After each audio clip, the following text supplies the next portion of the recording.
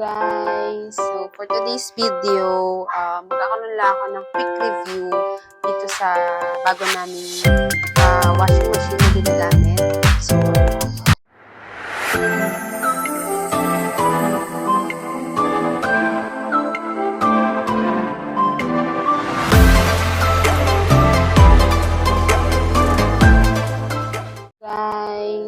for today's video, magkakaroon lang ako ng quick review dito sa bago naming washing machine na ginagamit.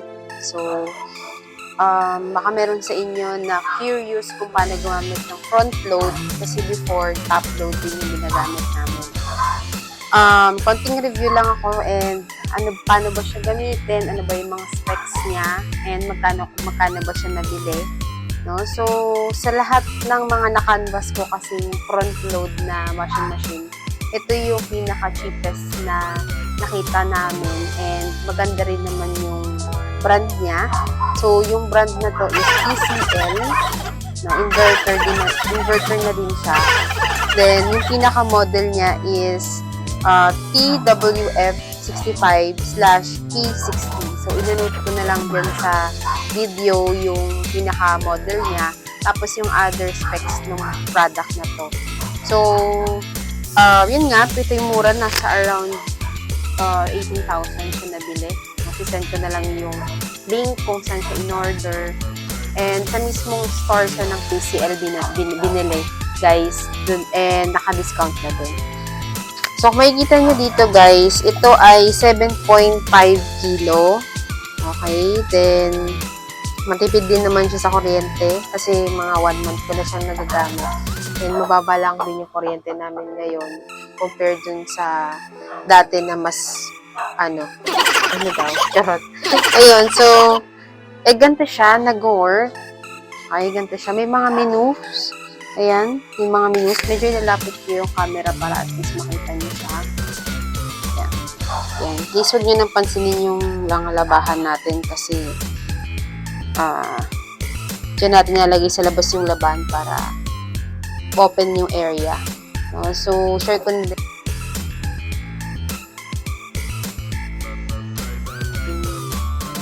washing machine. Kung makikita nyo, guys, meron tayo options. Ayan. Pwede kang mamili kung mix. Ayan. Super quick, wool, shirt, sportswear, intensive bedding, allergic wear. So, usually, dito lang kami sa sa cotton. No? So, minsan, lang din, short. Ayan. Depende. Tapos, ayan yung mga menus niya. So, isasaksak ko siya para makita nyo kung ano yung power. Ito yung saksakan namin. Pag i-power on nyo siya, guys, ganito siya. Ayan. So, ganyan. Tapos, usually, bago ko siya buksan, i-power on, nilalagay ko muna yung mga damit dito, yung mga lalaban ko. So, same lang din, hindi ko pinagsalo yung decolor sa puti. Bawal kasi siya paghaluin. Charot. Then, yan, may option. Before, naka 45 minutes siya kasi may choice dito. Depende, tignan nyo. Ay. Nari, super quick lang. Gusto mo. 18 minutes lang siya. Okay. Tapos, let's say super quick lang yung gusto mo, 18 minutes. Meron ka ditong pwedeng gawin pang customize. Pwedeng taasan yung temperature. Yan, yung minimum niya is 20, ang minimum na temperature natin is 30. Yan. So, ayan yung pag gusto mo medyo mainit yung water, yung maganda kasi siya para mas matanggal yung mga bacteria. So, usually, ginagawa ko sa mga 30 temperature. Tapos, speed. So, kunwari, gusto mo munang i-delay yung pag-start niya, pwede ka magkalagay ka rin ng option na ganun. Okay? Tapos, pagka naka-decide ka na, okay ka na din, na-customize mo na, click mo lang tong start. Okay? So, yun lang siya. Ganun lang siya kadali. Tapos, ito yung mga ano niya, lagayan ng soap. Yan, pag open mo dito, merong tatlong storage, no? May tatlong container, ano ba? Storage o container. Yan. So, yung tatlong container na to, dito sa part na to, ang inilalagay dito is liquid detergent or detergent powder. Okay. Wala siyang nakalagay na logo or anything. Ganito lang. Yung may mga dot lang. Ito lang kung nakita nyo. Ayan, o. Ayan. Tapos, itong gitna Fabcon, yung mga downy, kung anong ginagamit yung Fabcon. Tapos, next, nilaglag na. Next, ito ay liquid, ano ba yan? Liquid bleach. Yung mga Sundrox. Yan, dyan yan, nilalagay. Okay? Actually, nalaman ko yung mga liquid bleach na yan talaga kung saan nilalagay na sinerge ko sa YouTube. So, I hope nakatulong dito sa inyo. Then, yung itsura ng likod niya guys, ganito lang din. Kailangan meron kang two-way na hose para makonect mo. In-order ko pa kasi yung two-way na hose para meron kang pang dito, meron kang pang sa kanya lang. No? So, ngayon kasi nilalagay-lagay ko lang siya pag gagamitin ko. Tapos, ito yung kino-connect sa tawag dito, sa gripo. Okay, tapos dito naman yung hose na nilalagay sa labas, nakatap yun sa dingding sa labas. Hindi lang na-install ng maayos pa ng papa ko kasi hindi kasi aabot kapag nakataas siya. Pero dapat ang instruction dito sa inverter na front load, dapat mga ganito at least ganito yung level. No? So, hindi pa kasi nagagawa ng papa ko. Pagka kasi hindi maayos yung pagkalagay ng hose na to, pwede kasi siyang magkaroon ng error.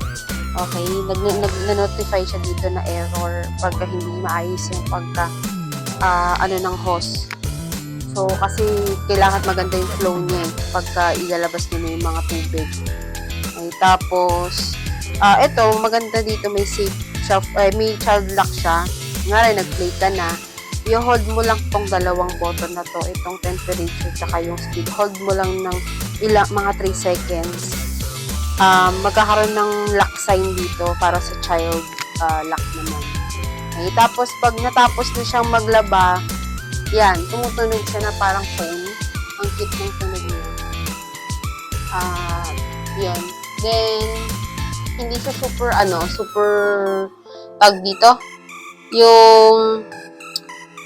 Yung pag-spin niya, hindi siya yung super dry na agad pagkatapos. Medyo wet pa siya. So, kailangan mo pa siyang isampay. Unlike sa ibang mga front load na like sa mga laundry shop. Usually, paglabas na matuyo na. Ito kasi hindi. Medyo basa pa siya.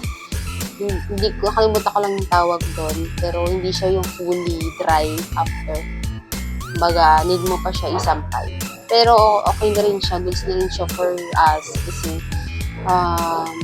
maayos naman yung labas namin. Na arawan naman din. Later, share ko rin sa inyo yung kung saan ko binili yung hello kayo. Kung saan ko binili yung stand ng washing machine. Ayan siya. Ang ganda ng stand niya. So, bakit? Kasi kailangan pantay yung tinatayuan ng front load ng washing machine. Kasi pag hindi pantay yung floor, magmumove siya pagka nag-i-spin na. So, kailangan pantay. Ang maganda kasi dito sa binili kong stand is nare-level niya kung pantay na ba o hindi. Na-adjust mo kasi per side. No? So, meron siyang parang maliit na may kitang may tubig, may liquid na may kitang mo kung balance naman siya. Hindi ko lang na-videohan. Pero maganda siya.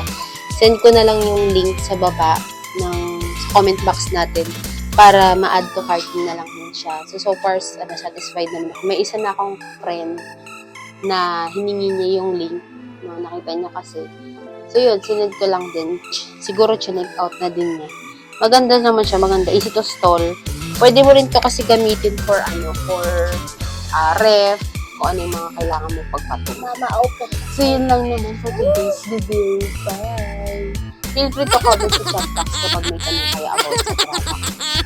insert ko na lang din yung mga documents like the product specification sa video na to. Thank you! Bye! Bye! You would